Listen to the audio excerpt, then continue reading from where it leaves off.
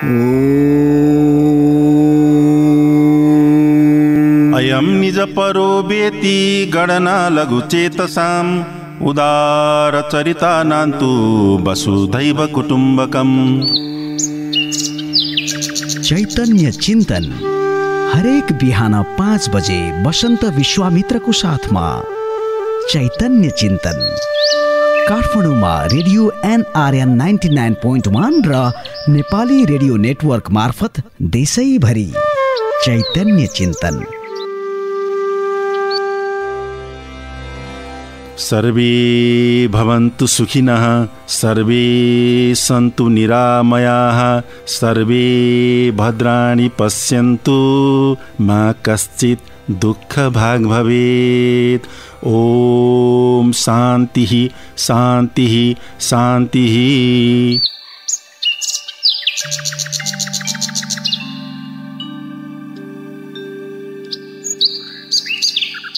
नमस्कार, म वसन्त विश्वामित्र बिउझाउन आइसकेको छु चैतन्य चिन्तनका साथमा। चराहरू चिरबिर चिरबिर गर्दै गीत गाएर बिहानी बोलाइरहेका छन्। डाँडामा घाम पनि झुल्किन थाले। सबैजना उठेर आफ्नो कर्ममा लागिसके। कोही उठ्दैछन्। हजुर पनि उठ्नुहोस्, जाग्नुहोस् र तयार हुनुहोस् आफ्नो उद्देश्य प्राप्तिको महान यात्रामा। उपनिषद भन्छ चरैबेती अर्थात् चलिरहनु, केही गरिरहनु, हात बाँधेर कहिल्यै नबस्नु। बिहान बिहान जे सोचिरहनु भएको छ, जे गर्दै हुनुहुन्छ, सबै कर्महरू सफल बनुन्। देश विदेश जहाँ भए पनि खुसी र सुखी रहनुहोस्। शारीरिक, मानसिक र आध्यात्मिक रूपले स्वस्थ र मस्त रहनुहोस्। धेरै धेरै शुभकामना छ।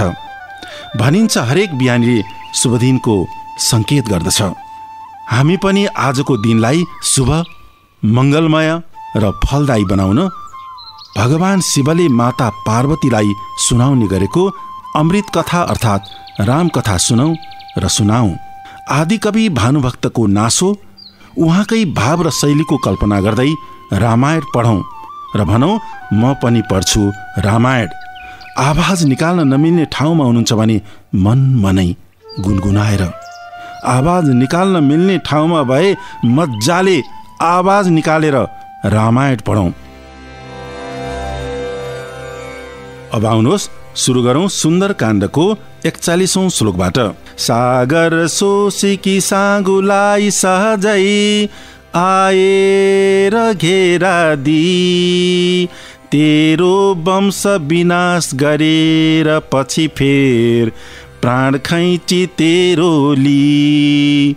लैजानन् रघुनाथ मलाई पनि झट दिइन् जवाब यो जसै। लाल लाल नेत्र गराई खड्ग पनि ली, काट्नै तयार भो तसै। मन्दोदरी बिनती गर न अगाडि सर्दी, यो खड्ग टारु कसरी भनी चित्त धर्दी। पाऊ परिकन बहुत गरी बिन्ती पारिन्, सबरी समन पनि गराएर खड्ग टारिन्। हुकुम रावणले तहाँ यति दियो, हे राक्षसी हो सीता, मैना 2 यसै बसुन् तब उपर मेरा शयनमा किता। बस्निन् बस्तिन पो भनिन् भनी भन्या, काट्नु र टुकटुक गरी तरकारी भुटुवा बनाउनु अनेक मीठा मसाला धरी। मासु खाई म छोडुला अझ पनि चेताऊ यति भनी।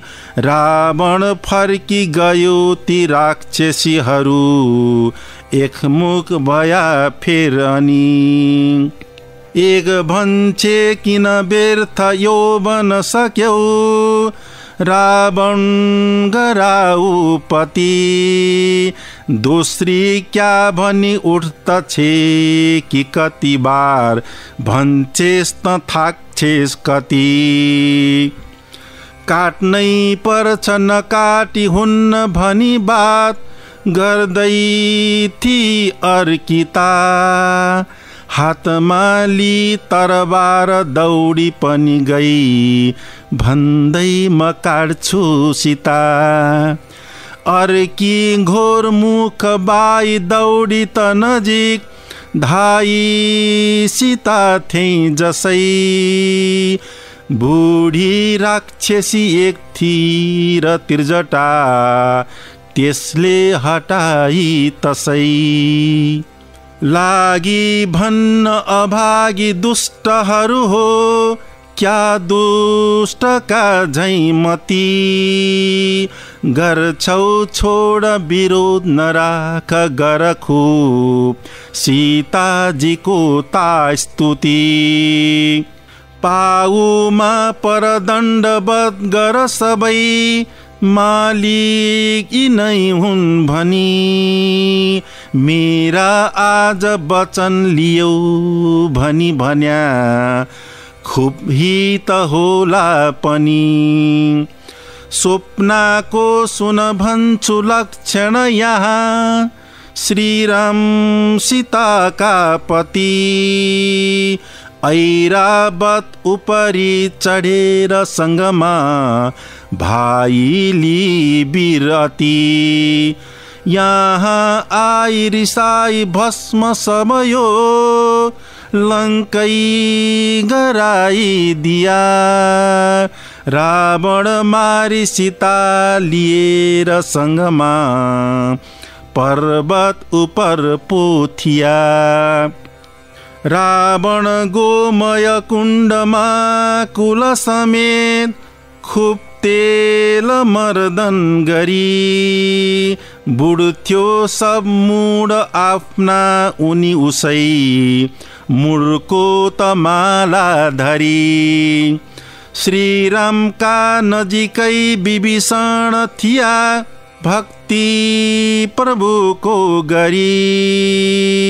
गर्थ्या खुप टहल बहुत खुसी हुँदै, तन मन वचन एक गरी। रामले रावणलाई आज सहजै, मार्छन् कुलै साफ गरी।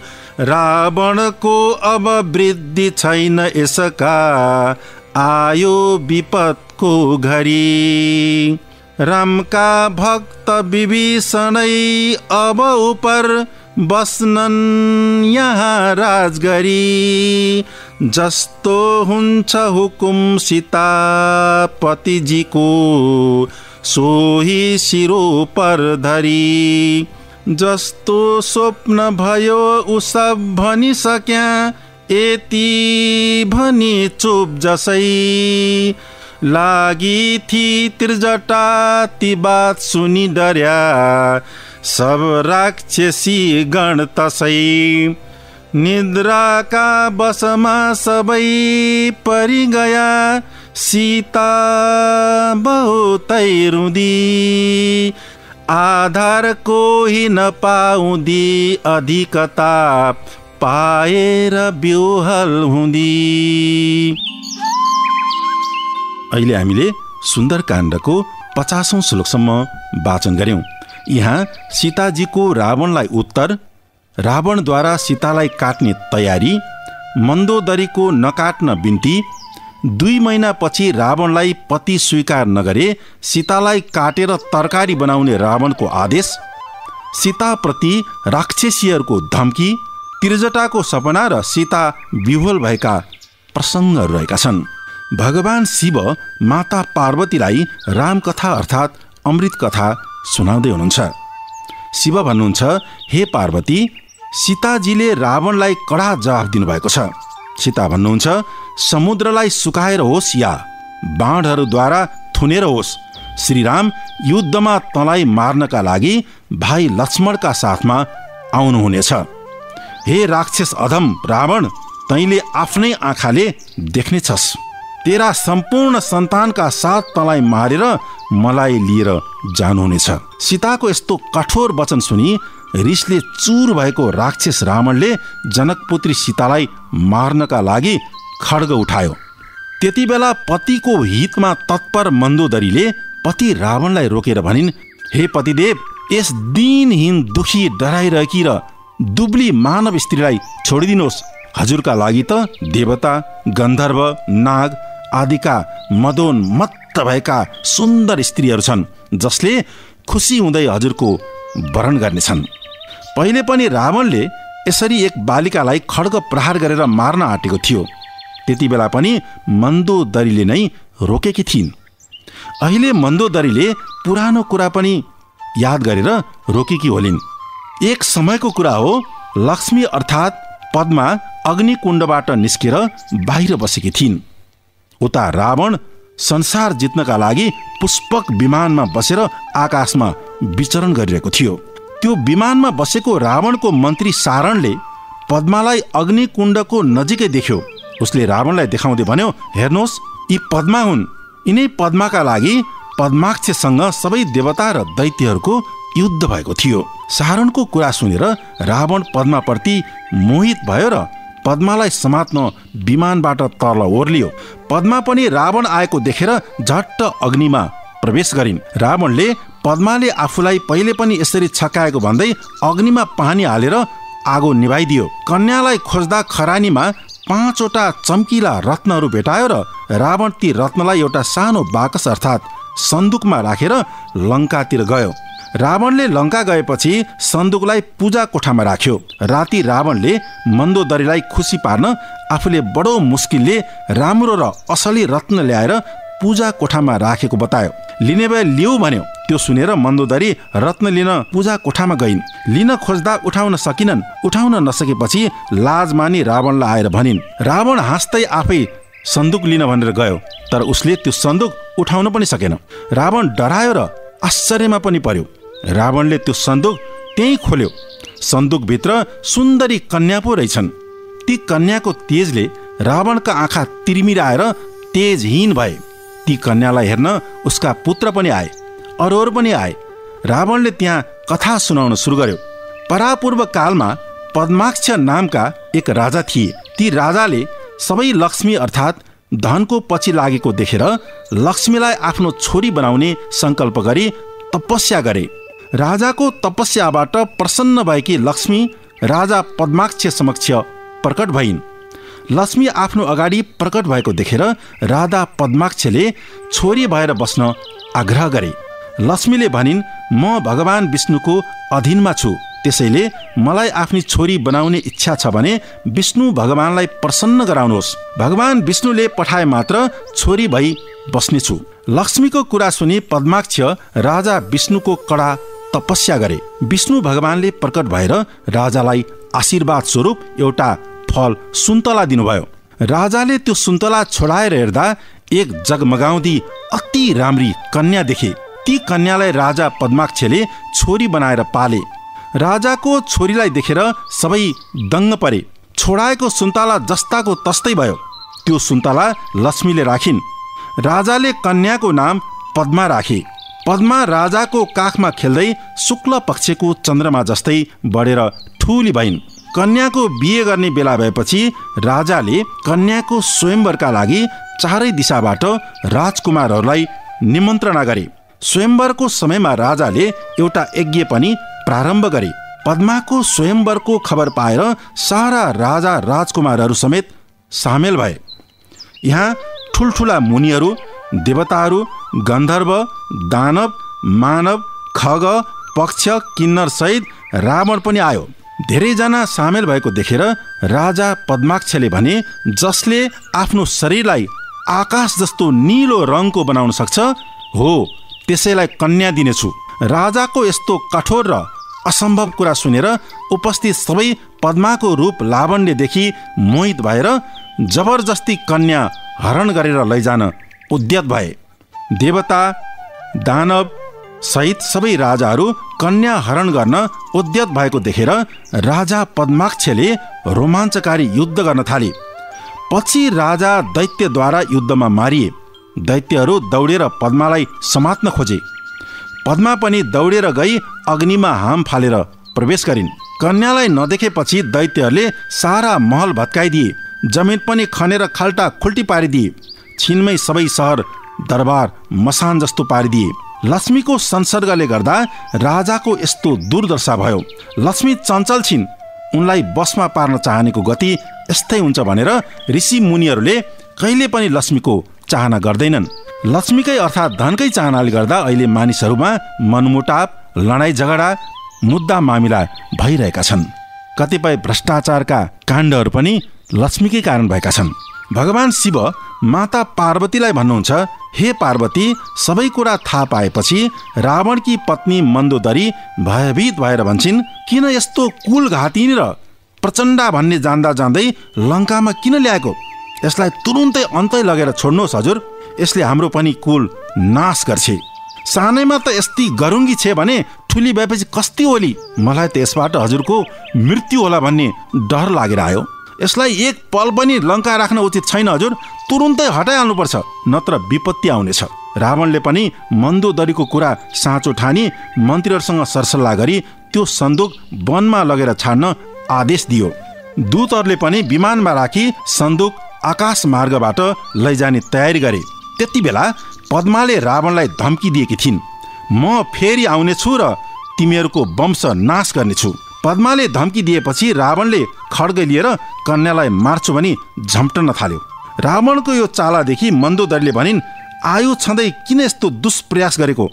यी कन्याको वचन झुटो नहोला, हजुरको मृत्यु यसद्वारा अवश्य हुनेछ। शान्त रहनुहोस्, पछि जे हुन्छ होला। आजै किन मृत्यु बोलाउनुहुन्छ? बरु यस सन्दुकलाई वनमा पठाउनुहोस्। मन्दोदरीको यस्तो वचन सुनेर रावणले त्यो सन्दुक विमानमा राखी राज्यदेखि बाहिर लगी जमिनमा गाड्न दूतहरूलाई आदेश दियो। दूतहरूले जनकपुरमा लगी त्यो सन्दुक जमिनमा गाडेर लङ्का फर्किए। त्यो जमिनमा राजा जनकले हलो जोत्दा हलोको सियोबाट सीता उत्पन्न भएकी थिइन्। यसरी हलोको सियोबाट निस्केकाले उनको नाम सीता रहन गएको हो।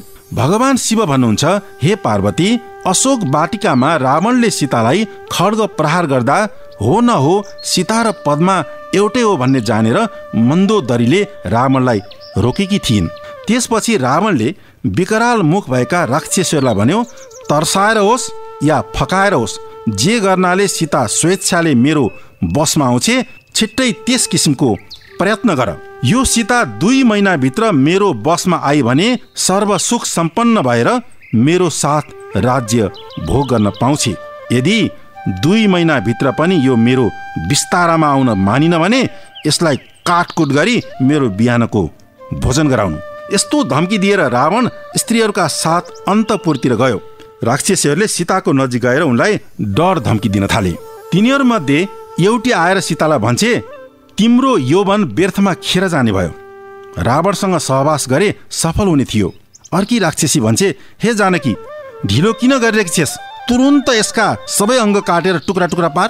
अर्की राक्षसी त खड्ग उठाएर मार्न तयार भई। अर्कीले भने डरलाग्दो मुख बनाएर डर देखाउन लागि। यसरी राक्षसीहरूले चर्ती कला देखाउन थालेपछि अल्ली पाको उमेरकी राक्षसी त्रिजटाले ती राक्षसीलाई रोक्दै भनिन्, हे दुष्ट राक्षसीहरू, मेरो कुरा सुन, तिमीहरूको भलो हुनेछ।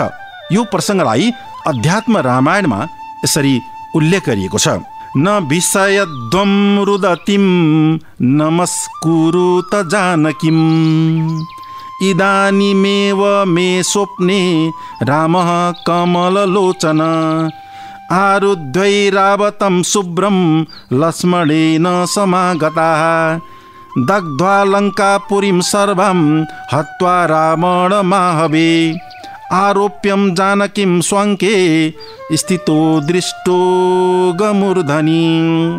त्रिजटा भन्छन्, रोइरहेकी जनकपुत्री सीतालाई यसरी नसताओ, बरु नमस्कार गर। अहिले भर्खरै मैले देखेका सपनामा कमल नयन श्रीराम ऐरावत हात्तीमा चढेर लक्ष्मणका साथ आउनुभएको थियो। मैले त उहाँले सिङ्गै लङ्का जलाएर रावणलाई युद्धमा मारेर सीतालाई आफ्नो काखमा राखी पहाडको शिखरमा बस्नुभएको पो देखे त। रावण चाहिँ शरीरभरि तेल लगाएर टाउकाहरूको माला धारण गरी नाङ्गै भएर आफ्ना छोरा र नातिका साथमा गोबरको कुण्डमा डुबिरहेको थियो। विभीषण चाहिँ रामको नजिक गएर भक्ति भावले रामका चरणमा सेवा गरिरहेका थिए। त्यसकारण राम आएर रावणको वंश विनाश गरी विभीषणलाई लङ्काको राज्यमा अभिषेक गरेर सीतालाई आफ्नो काखमा राखी अयोध्या जानुहुनेछ। यसमा कुनै सन्देह छैन। त्रिजटाको कुरा सुनेर अत्यन्त भयभीत भएका ती राक्षसी भयभीत भएर ठाउँको ठाउँ चुपचाप भए। राक्षसीहरूले तर्साएका कारण सीता भयले विह्वल भइन्। आफ्नो रक्षा गर्ने कोही नदेखेर पीडाले मूर्छित भइन्। त्रिजटाको प्रसङ्गलाई वेदान्त रामायणमा यसरी उल्लेख गरिएको छ। वर्जयित्वा चता सब्बिस त्रिजटा वाक्यम ब्रवी शत्रुत्रय विनाशाय त्रिधा बुद्धिश्च सामृता। अर्थात् काम, क्रोध र लोभ नष्ट गर्ने बुद्धि त्रिजटा हो, जो रामकी प्यारी छ र राक्षसलाई सम्झाएर बोल्दछे। मात्रा शयन वैदेहीम रावणस्य कुलक्षयम् अचिरेणैव मे दिष्टो राज्याप्तिश्च विभीषण। दुष्ट राक्षसी हो, जनक पुत्रीलाई नसताओ, चाँडै नै रावणको कुल नाश हुनेछ र लङ्काको राजा विभीषण हुनेछन्। यो पनि देखेकी छु मैले सपनामा। राक्षसी भएर पनि सीतालाई हर तरहले सल्लाह दिने त्रिजटा को हुन्? त्रिजटा बारे फरक फरक धारणा आएका छन्। कसैले त्रिजटालाई अप्सरा थिइन् र ऋषिको श्रापका कारण राक्षसी भइन् भन्छन्। कहीँ रावण र विभीषणकी बहिनी हुन् भनिएको छ, कहीँ विभीषणको छोरी भनिएको छ। जो भए पनि अशोक वाटिकामा सीतालाई वात्सल्य प्रेम गर्ने त्रिजटा राक्षसी भएर पनि रावण अर्थात् काम, क्रोध, लोभ र मोह जस्ता आसुरी प्रवृत्तिको विरोधी थिइन् भन्न सकिन्छ। भगवान शिवले माता पार्वतीलाई सुनाउने गरेको रामकथा अर्थात् अमृत कथा आजका लागि यति नै। भोलि नयाँ कथा प्रसङ्गका साथ भेट्ने बाचा गर्दै बिदा चाहन्छु। आज त संविधान दिवस र हाम्रो रेडियोको पनि वार्षिक उत्सव। सबैका लागि सूचना भन्ने अभियानका साथ सुरु भएको नेपाली रेडियो नेटवर्कको 7औं वार्षिक उत्सवका अवसरमा हार्दिक मङ्गलमय शुभकामना व्यक्त गर्दछु। हजुरको दिन शुभ रहोस्। नमस्कार।